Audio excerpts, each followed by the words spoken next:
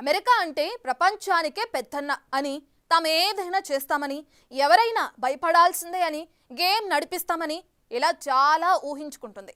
ముఖ్యంగా ప్రస్తుత అమెరికా అధ్యక్షుడు డొనాల్డ్ ట్రంప్ తనను తాను చాలా ఊహించుకుంటున్నారు. ఇండియాను గట్టిగా టార్గెట్ చేద్దాం, భయపడి కాళ్ల బేరానికి వస్తుందనుకున్నారు. కానీ ట్రంప్ అనుకున్నదొకటి, జరిగింది మరొకటి. టారిఫ్లతో భయపెట్టాలని ట్రంప్ అనుకుంటే, ఇండియా వేసిన స్కెచ్తో అమెరికాకే దిమ్మ తిరిగి మైండ్ బ్లాక్ అవుతుంది. భారత్పై అమెరికా దారుణంగా 50% టారిఫ్లు వేసింది. దీన్ని ఎవరు ఊహించలేకపోయారు. ఎందుకంటే మోదీ ట్రంప్ వ్యక్తిగత ఫ్రెండ్షిప్ తో ఇండియా టారిఫ్ల నుంచి తప్పించుకుంటుందనుకున్నారు. కానీ ట్రంప్ లెక్కే వేరు కదా. అప్పటికప్పుడు మైండ్ లో ఏదో ఆలోచన వచ్చింది.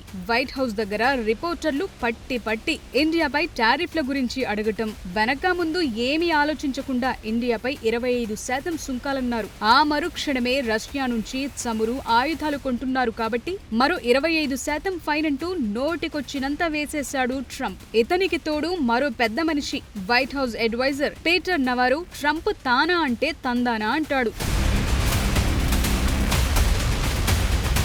ఇక్కడే ట్రంప్ అసలు లాజిక్ మిస్ అయ్యాడు. ప్రపంచ దేశాల దృష్టిలో వారి క్రెడిబిలిటీకే దెబ్బపడింది. ఎలాగంటే రష్యాతో చైనా, EU దేశాలు కూడా బిజినెస్ చేస్తున్నాయి. వాటిపై లేని టారిఫ్ మన భారత్ పైనే ఎక్కువ వేయటంలో ఆంతర్యం ఎవరికీ అర్థం కాలేదు. అందరూ అదే క్వశ్చన్ చేశారు కూడా. కానీ ట్రంప్ ఎవరి మాట వినడు కదా. రైట్. అయితే ట్రంప్ భారత్ పై వేసిన ఈ సుంకాల ఎఫెక్ట్ ను ఎలా తప్పించుకోవాలో భారత్ బహుముఖ వ్యూహాలను రెడీ చేసింది, అమలు చేస్తోంది కూడా. ఈ దెబ్బకు అమెరికాకే దిమ్మ తిరిగి మైండ్ బ్లాంక్ అయినంత పనవుతోంది. అమెరికా టారిఫ్లు సహజంగానే అక్కడికి దిగుమతి వస్తువుల ధరలను పెంచుతాయి. దీంతో అమెరికన్ కస్టమర్స్ టెక్స్టైల్స్, ఆభరణాలు, సీఫుడ్ వంటి ఉత్పత్తుల కోసం ఎక్కువ ధరలు చెల్లించాల్సి వస్తుంది. 2024-25లో ఇండియా మొత్తం ఎగుమతులు $820 బిలియన్. అందులో అమెరికాకు ఎగుమతి వాటా 86.5 బిలియన్లు. ప్రస్తుతానికి మెడిసిన్స్, ఎలక్ట్రానిక్ వస్తువులను అదనపు సుంకాల నుంచి అమెరికా మినహాయించింది. టారిఫ్ల వల్ల అమెరికా సప్లై చైన్లు గందరగోళంలో పడ్డాయి. కంపెనీలు ధరలను పెంచడం లేదా సప్లై చైన్లను రీస్ట్రక్చర్ చేయటం వంటి చర్యలు తీసుకుంటున్నాయి. ఇది ఖర్చులను మరింత పెంచుతుంది. రైట్. ఇప్పుడు ట్రంప్ టారిఫ్లను ఎదుర్కొనేందుకు భారత్ ఫాలో అవుతున్న బహుముఖ వ్యూహాలేంటో చూద్దాం. 15 ఆగస్టు రోజున ప్రధాని మోదీ జీఎస్టీ సంస్కరణలను ప్రకటించారు. 4 లెవెల్స్ లో ఉన్న జీఎస్టీని 5-18% మార్చబోతున్నారు. ఇది దేశీయ డిమాండ్ను పెంచుతుందంటున్నారు. ఈ పరిణామం చిన్న వ్యాపారులకు ఈజీ అవుతుంది. టారిఫ్ల వల్ల కలిగే నష్టాన్ని కొంతవరకు భర్తీ చేస్తాయంటున్నారు. అలాగే కేంద్రం కూడా టెక్స్టైల్స్, కెమికల్స్ రంగాలకు సపోర్ట్ ఇవ్వటం ప్రాధాన్యంగా చూస్తున్నారు. టారిఫ్లతో ఎక్కువగా ప్రభావితమయ్యే MSMEలకు తక్కువ వడ్డీ రుణాలు, జీఎస్టీ రిలీఫ్ల ద్వారా సపోర్ట్ ఇస్తారు. అటు చైనాతోనూ ఆర్థిక సంబంధాలను పునరుద్ధరణ జరుగుతోంది. ఇప్పటికే చైనా విదేశాంగ మంత్రి వాంగ్ యీ ఆగస్టు 18న భారత్లో పర్యటించారు. అటు ప్రధాని మోదీ కూడా 31న చైనా వెళ్లబోతున్నారు. అటు RBI, మాల్దీవులు, మారిషస్, ఇండోనేషియా, UAE వంటి దేశాలతో రూపాయి ఆధారిత వాణిజ్య ఒప్పందాలను ప్రోత్సహిస్తోంది. ఇది విదేశీ మారక హెచ్చుతగ్గుల నుంచి రక్షణ కల్పిస్తుంది. ట్రంప్ ఎంత హెచ్చరించినా రష్యా నుంచి చమురు కొనుగోలు కంటిన్యూ చేస్తామని భారత్ ప్రకటించింది. ఇప్పటికే 50% అమెరికా టారిఫ్లు అమల్లోకి వచ్చేశాయి. ఇందులో కీలకమైన రంగం టెక్స్టైల్స్. ఎందుకంటే మన దగ్గర 20 లక్షల ఉద్యోగ కల్పనకు సంబంధించింది ఈ రంగం. అందుకే కేంద్రం దీన్ని ప్రాధాన్యంగా తీసుకుంది. ఇండియా టెక్స్టైల్ ఎగుమతుల్లో 35% అమెరికాకే వెళతాయి. 50% టారిఫ్లు అమల్లోకి రావడంతో అమెరికన్ మార్కెట్లలో మన ఉత్పత్తుల రేట్లు పెరిగి గిరాకీ ఉండదు. తక్కువ ధరలు ఉండే దేశాల ఉత్పత్తులని అమెరికన్ జనాలు కొనే అవకాశం ఉంటుంది. సో ఈ సమస్య నుంచి బయటపడేందుకు భారత్ 40 దేశాలతో వాణిజ్యం మరింత పెంచుకునే ప్లాన్ చేస్తోంది. UK, Japan, South Korea, Germany, France, Italy, Spain, Netherlands, Poland, Canada, Mexico, Russia, Belgium, Turkey, UAE, Australia సహా 40 దేశాలను లక్ష్యంగా చేసుకుంది. ఈ 40 దేశాలు కలిసి $590 బిలియన్ విలువైన టెక్స్టైల్ మార్కెట్ ను కలిగి ఉన్నాయి. ఇందులో ప్రస్తుతం భారత్ వాటా కేవలం 5-6% మాత్రమే.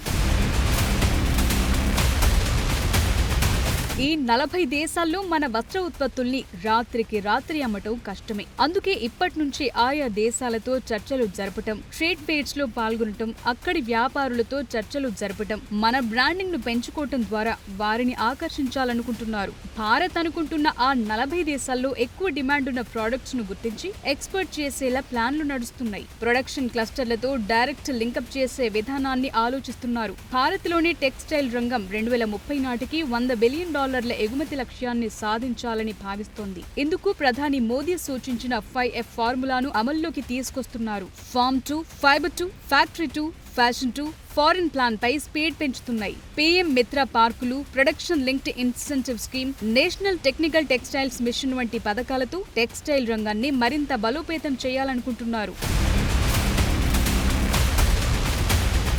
ఇటు అమెరికన్ టారిఫ్లతో భారత్ జీడీపీ తగ్గుతుందా పెరుగుతుందా అన్న చర్చ కూడా అంతర్జాతీయంగా జరుగుతోంది. అయితే చాలా వరకు రేటింగ్ సంస్థలు భారత్ జీడీపీకి వచ్చిన ఢోకా ఏమీ లేదంటున్నాయి. భారత ఆర్థిక వ్యవస్థ దేశీయ డిమాండ్ ఆధారితమైంది కావటం వల్ల ప్రభావం పరిమితమే అని S&P గ్లోబల్ రేటింగ్స్ తెలిపింది. అటు లోకల్ గా రేట్లను తగ్గించడం, వినియోగాన్ని పెంచడం లక్ష్యంగా అమలు చేస్తున్న జీఎస్టీ సంస్కరణలు అమెరికా సుంకాల ప్రభావాన్ని ఆపగలుగుతాయని ఫిచ్ సొల్యూషన్స్ కంపెనీ BMI తాజాగా తన అంచనా తెలిపింది. ఈ దశాబ్దంలో భారత్ ఆసియాలోనే వేగంగా అభివృద్ధి చెందుతున్న ఆర్థిక వ్యవస్థల్లో ఒకటిగా ఉండే అవకాశం ఉందంటోంది. BMI నోట్ ప్రకారం US సుంకాలు కొన్ని పరిశ్రమలను ప్రభావితం చేసినప్పటికీ ఇండియా జీడీపీ 6% మించి ఉంటుందని అంచనా వేసింది. ఇది చాలు కదా ట్రంప్ మనల్ని ఏమీ చెయ్యలేడు అనటానికి.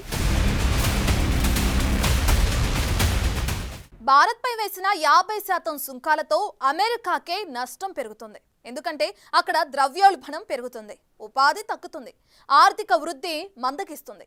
పైగా ట్రంప్ ఏదో అనుకుని టారిఫ్లు వేసినా లోపల భయపడుతున్నాడన్న చర్చ కూడా జరుగుతుంది. అందుకే మోదీని బుజ్జగించేందుకు గత వారం ఫోన్ ద్వారా ప్రయత్నించినా ప్రధాని అందుబాటులోకి రాలేదని జర్మన్ మీడియా వ్యవహారాన్ని బయటపెట్టింది. ట్రంప్ టారిఫ్లతో అమెరికా ఆటోమొబైల్ రంగంలో 900 మంది ఉద్యోగులను తొలగించారు. ఇది ట్రంప్ ఉద్దేశానికి చెక్ పెడుతుంది. దేశీయంగా తయారు చేయాలన్న లక్ష్యానికి వ్యతిరేకంగా రిజల్ట్ వస్తోంది. లేటెస్ట్ డేటా ప్రకారం అమెరికాలో ఉపాధి సంఖ్య తగ్గడం, ద్రవ్యోల్బణం పెరగడం, ఆర్థిక వృద్ధి మందగించడం కనిపిస్తున్నట్టున్నారు. వాల్మార్ట్ సహా ప్రముఖ కంపెనీలు పెరిగిన టారిఫ్లను కస్టమర్లపై వేస్తున్నాయి, రేట్లు మార్చేస్తున్నాయి. దీంతో మన ఉత్పత్తులకు డిమాండ్ తగ్గుతుంది. అటు అమెరికన్ల అవసరాలు తీరడం లేదు. 50% టారిఫ్లతో భారత్ దిగివస్తుందని ట్రంప్ అనుకున్న సీన్ మరోలా ఉంది. మోడీ ఎక్కడా తగ్గకపోవడంతో ట్రంప్ కాస్త తగ్గాడంటున్నారు.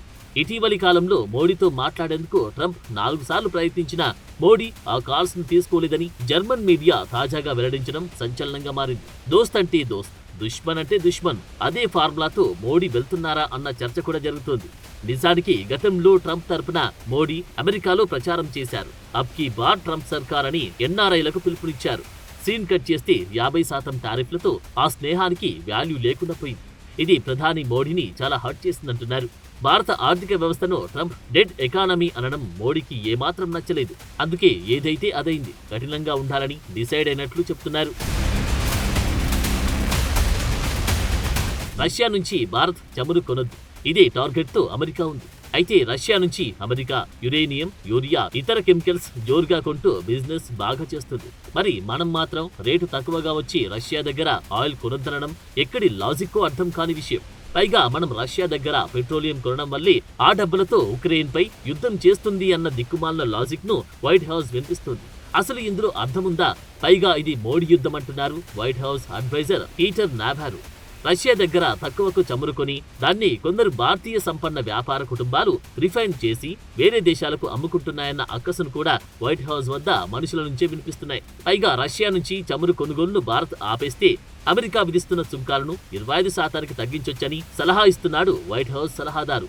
భారత్ తీరు ఆశ్చర్యంగా ఉందని, ప్రధాని మోడీ లాంటి పరిణతి చెందిన నాయకుడు ఎందుకిలా వ్యవహరిస్తున్నారో అర్థం కావడం లేదంటున్నారు. టారిఫ్ల భారం భారత్కు ఓ మేలుకొల్పు లాంటిదని, ఏ దేశంపైనా ఎక్కువగా ఆధారపడకూడదని ఆర్బీఐ మాజీ గవర్నర్ రఘురామ్ రాజన్ అంటున్నమాట. యుఎస్ తో వాణిజ్యం కొనసాగిస్తూనే యూరప్, అమెరికా వంటి దేశాలపైన ఫోకస్ పెట్టాలంటున్నారు. ఈ రోజుల్లో వాణిజ్యం, పెట్టుబడులు, ఆర్థిక అవసరాలు యుద్ధానికి ఆయుధాలుగా మారుతున్నాయన్నారు. నిజానికి తక్కువ ధరకు వస్తువులను దిగుమతి చేసుకుంటున్నందుకు అమెరికన్ జనమే బెనిఫిట్ పొందుతున్నారన్న విషయాన్ని ట్రంప్ ఎందుకు మర్చిపోయారు అన్న వాదన కూడా వినిపిస్తోంది. అంటే మా వాళ్ళు నష్టపోయినా పర్వాలేదు, భారత్కు మాత్రం బెనిఫిట్ జరుగుద్ది. ఇదే ట్రంప్ నిర్ణయంగా కనిపిస్తోంది. మరోవైపు ట్రంప్ తీరును విపక్ష డెమోక్రాట్లు తీవ్రంగా తప్పుపడుతున్నారు. భారత్పై అంత పెద్ద మొత్తంలో సుంకాలు విధించడం కరెక్ట్ కాదని డెమోక్రాట్ విదేశీ వ్యవహారాల కమిటీ కౌంటర్ ఇచ్చింది. చైనా కూడా రష్యా నుండి పెద్ద మొత్తంలో ముడి చమురును కొనుగోలు చేస్తుందని, ఆ దేశంపై అమెరికా ఇలాంటి చర్యలు ఎందుకు తీసుకోవడం లేదని ట్రంప్ ను ప్రశ్నించింది. అధ్యక్షుడి నిర్ణయం అమెరికా ప్రజల్ని కూడా బాధిస్తుందన్నది. అమెరికా విధించిన తాజా సుంకాలు $48.2 బిలియన్ విలువైన ఎగుమతులపై ప్రభావం చూపిస్తాయని భారత్ అంచనా వేస్తుంది. అందుకు తగ్గట్లు ఆల్టర్నేట్స్ చూసుకుంటుంది.